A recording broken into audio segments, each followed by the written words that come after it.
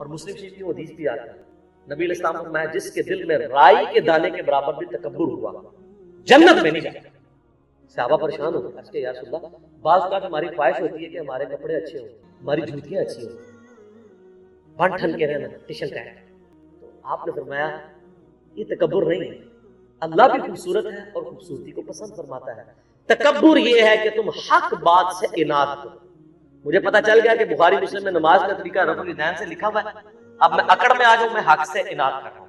مجھے پتا چل گیا قرآن میں ایاک نعبد و ایاک نستعین لکھا ہے، پھر بھی میں بابوں کو پکار رہا ہوں مدد کے لیے، میں متکبر ہوں۔ حق بات سے اناد کرو، یہ ہے تکبر، اور دوسروں کو حقیر جانا۔ آپ مہنگے کپڑے ضرور پہنیں لیکن کسی کم درجے کے کپڑے پہننے والوں سے نفرت نہ کریں۔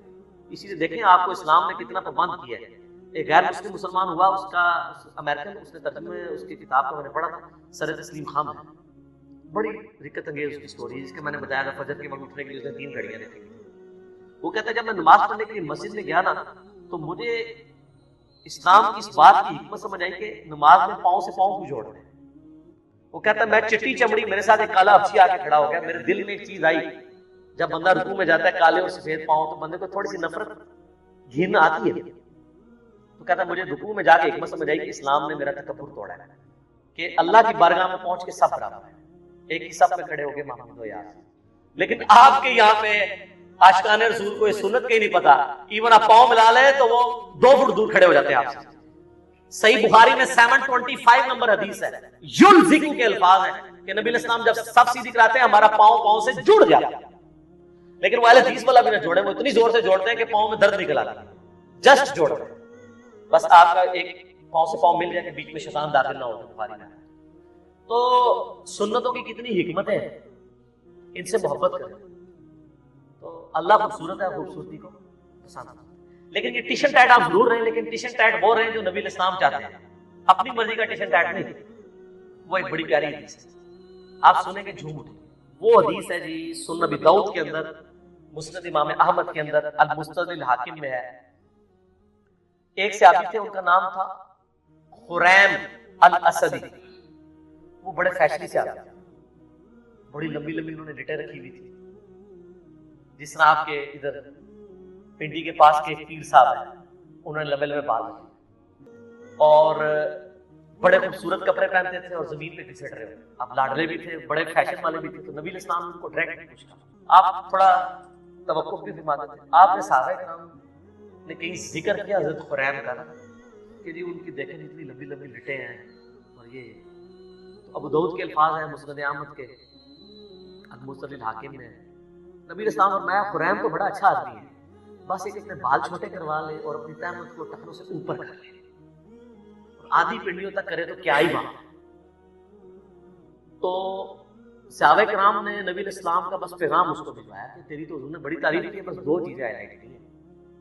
کیا کہا یہ بال، اب بالوں سے آپ کو پتا ہے نوجوانوں کو کتنا پیار ہوتا ہے، سر یہی بابی میں اور صحابی میں فرق ہے،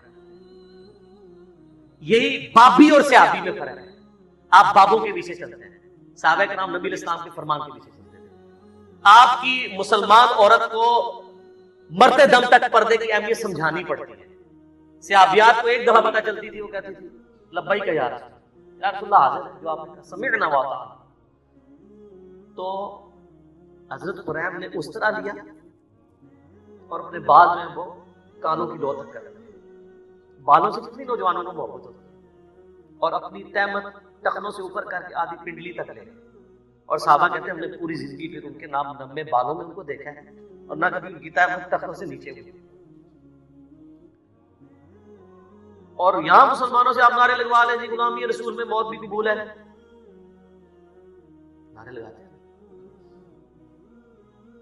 موت قبول ہے، داڑھی قبول نہیں، فجر کی نماز جماعت سے قبول نہیں، ٹکنے ننگے کرنا قبول نہیں ہے، ماں باپ مخالف ہو جاتے ہیں، پتہ نہیں کیا کیا نام اپنے شروع کر دیتے ہیں، لوگ ہمیں کیا کہیں گے، لوگ ہمارے بارے میں باتیں کریں گے، تو سر پھر جنت آسان تو نہیں ملتی۔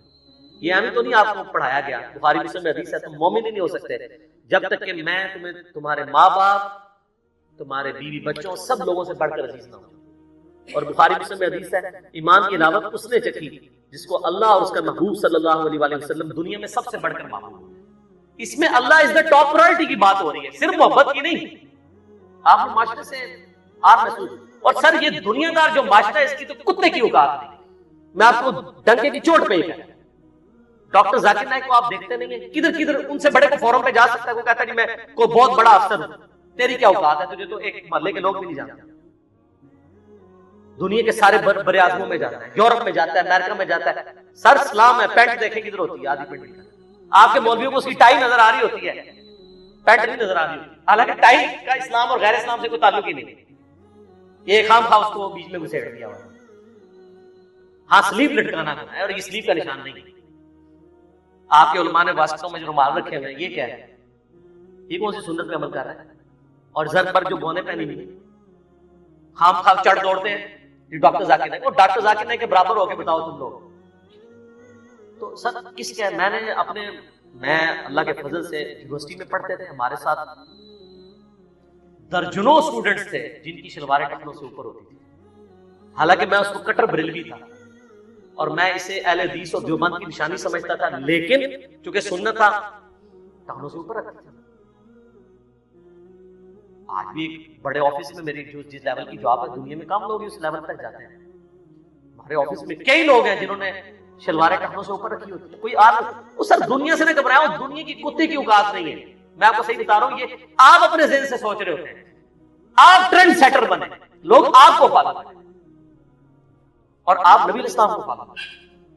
کسی سے آر محسوس نہ کریں، اپنی سادگی کی زندگی گزاریں. آپ کسی سے آر محسوس نہ کریں. کوئی کچھ نہیں کر سکتا سر. اگر آپ میں ٹیلنٹ ہے تو اللہ تعالیٰ آپ کو کہاں سے کام پہنچائے. ان چیزوں کے اوپر کچھ نہیں ہوتا. ابھی آپ دیکھیں جو امریکہ میں جس بندے نے وہ ایوارڈ ون کیا ہے جا کے ان کی سلیکون ویلی کے اندر، پوری دنیا میں چند لوگوں کو وہ ایوارڈ ملا ہے. وہ سندھ کا ایک بندہ ہے، علی نام ہے اس کا نام، پوری مٹھی داڑھی ہے. اس بندے نے جو سافٹ ویئر ڈیزائن کیے ہیں، یہ پاکستان میں یہ ایشو تھا نا کہ وہ 60-70 ہزار مرغیاں جو ہیں ایک دن میں مر جاتی تھی. تو اس نے اس کی کنٹرول انوائرمنٹ بنائی ہے کہ بیماری آنے سے پہلے آئیڈیا ہو جائے اور آپ حفاظتی تدارک کر لیں. میں اگلے دن جیو پہ وہ جیو پاکستان صبح کے پروگرام پہ وہ دیکھ رہا تھا، مجھے اتنی خوشی ہوئی. پوری اس کی داڑھی ماشاءاللہ اس کے لیول کا سافٹ ویئر کا کوئی بندہ نہیں پورے پاکستان کے اندر. دوسرے کیا داڑھی چھوٹی کروا دی، اس سے کا فرق؟ اس طرح کی چیزوں میں کوئی فرق نہیں پڑتا. آپ دین کو پریکٹس کریں. ان کی تو کوئی اوقات نہیں، انہوں نے آپ کے مرنے کے بعد کیا دنیا میں کوئی نہیں کام اگر اللہ نے آپ کے لیے خیر دی. ٹھیک ہو گیا. اللہ تعالیٰ سے دعا ہے جو حق بات میں نے کہی اللہ تعالیٰ ہمارے دلوں میں راسخ فرمائے. اگر جذبات میں میرے منہ سے کوئی غلط بات نکل گئی تو اللہ تعالیٰ ہمارے دلوں ہی سے معاف کر دے. ہمیں کتاب و سنت کی تعلیمات پر عمل کر کے دوسرے بھائیوں تک پہنچانے کی توفیق عطا فرمائے.